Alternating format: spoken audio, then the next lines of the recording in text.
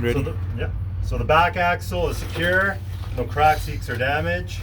Both brake chambers and the air lines to them, secure, no cracks, leaks, or damage.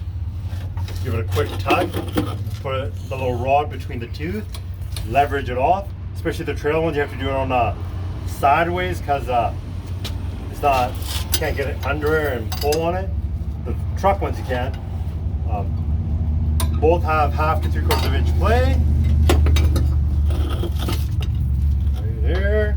Nicely done. Air tank is secure, no cracks, leaks, or damage. As you can see, I'm using no cracks, leaks, or damage a lot.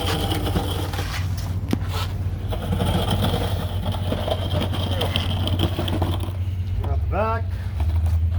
Throw a little creeper in.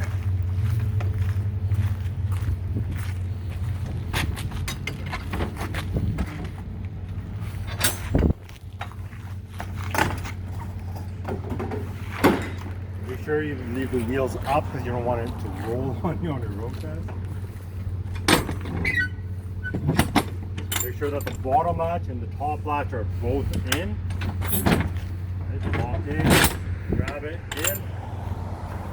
So the examiner right about now would ask you, how do you adjust a manual slack adjuster? You tell them that you pull on the slack adjuster to see the rotation of the S-cam, to see which way the S-cam is turning. You can say that. So you pull on the slack adjuster to see which way the S-cam is turning. You tighten the adjusting bolt the same direction that the S-cam was turning. You tighten the adjusting bolt all the way. You make sure you pull it out of the gate to see if there's no play and it's tight. You back off your adjusting nut 1/3 of a turn, or you loosen it off 1/3 of a turn, and you check if it's between 1/2 and 3/4 inch play. If it is, you make sure that the locking collar is out. You're gonna say, okay, that's great. Once you're done saying that, I'm gonna start heading back to the truck.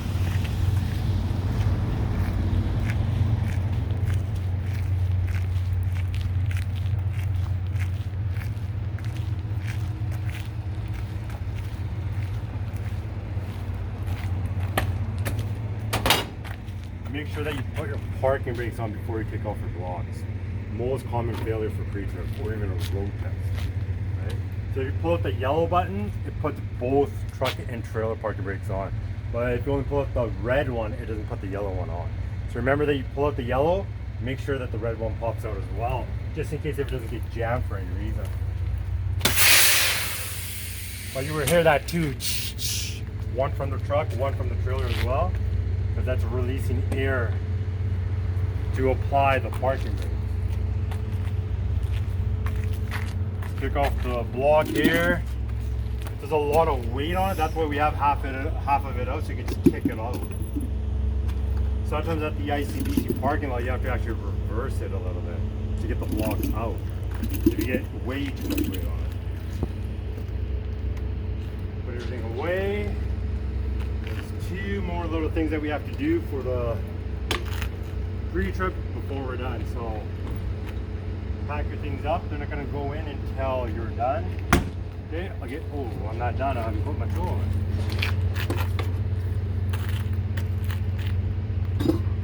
Okay, step inside. Oh.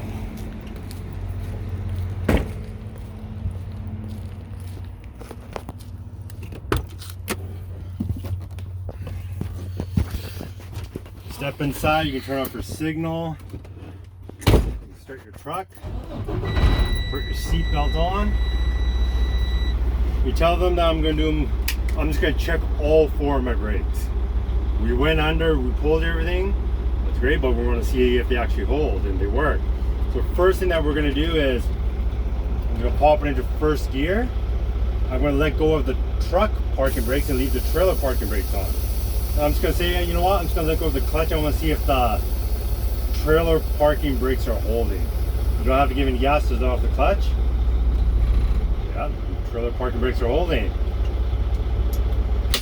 Do the opposite now. Release the trailer parking brakes and put your truck parking brakes on. I'm just going to let go of the clutch a little bit to see if my truck parking brakes are holding. Let go of the clutch. truck parking brakes are holding. Those are two of my parking brakes that checked out and they're both working. So you're gonna roll your truck a little bit. It's still in first gear. Let off the clutch, let it roll, push the clutch in all the way. My trailer handbrake is working. Okay, that's great. Do it again, roll it again. Push the clutch in and push the foot brake. My foot brake is working. All four of my brakes inside the truck are working. When you're done that, put all your parking brakes on. And that's when you tell the examiner, I think I'm done my pre-trip. When you say that, that's when they're going to give you this lovely sheet. All right, this is an actual ICBC one, right? You can get it online as well. What you do is you put in the truck number. What's the truck number? It's on this binder, RL4695. Put in the trailer number. What's the trailer number? 5354. What do you tick off? Pre-trip. Put in the odometer reading that's reading on the truck. Did we detect no defects? No, we didn't. Tick it off. Let's say on the road test you did detect a defect. If it's something minor, you tick it off. Bam, there. What? This day that this guy went out for his road test, my trailer top marker light was not working. It was out. Top marker light, whippity-doo. Signal light, brake light, you're not going on a road test. They consider that serious. If you're out of washer fluid, I don't think you're gonna die, right? Like, you can still do a road test. Or if your city horn isn't working, you have a highway horn.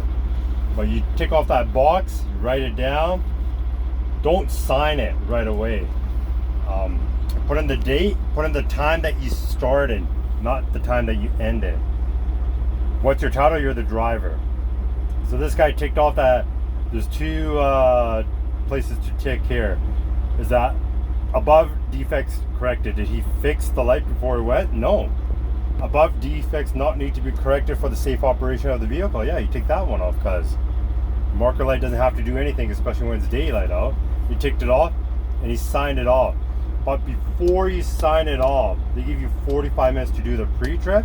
If you're looking, if you did your pre-trip in 30 minutes and you have 15 minutes to kill, go through each box before you sign it off, because there might be something that a box will remind you that you haven't done anything. So there's guys I've seen that looking through here like, oh, okay, oh shit, okay, you know what, you know, they're done their pre-trip, like, they're like, oh, muffler, you know, exhaust. Sir, can you step outside for a second? I forgot to name something. And they will actually step out and say, oh, my muffler is secure, right? And the mark that they were gonna dock you, they just scratch it out because you didn't sign it. When you sign it, you can't save yourself. This sheet will save your ass at the end. If you're going through it, it says oil pressure. Oh, I didn't name fucking my 4 gauges. It says voltage as well, right? It names a couple of gauges. Oh, fuel. Oh, I didn't name my fuel gauge. You can't miss more than 8 on your road test. So that's why you take your time to go through everything, because if you have 10 minutes to kill, fucking use it, man. Right? If there is anything missing, just step out and say it before you sign it. If you sign it and give it to him and you say it after, he's gonna say, well, too late, man. You handed in your test already, kind of deal, right? And then you're done. Any questions about that one? Turn it off.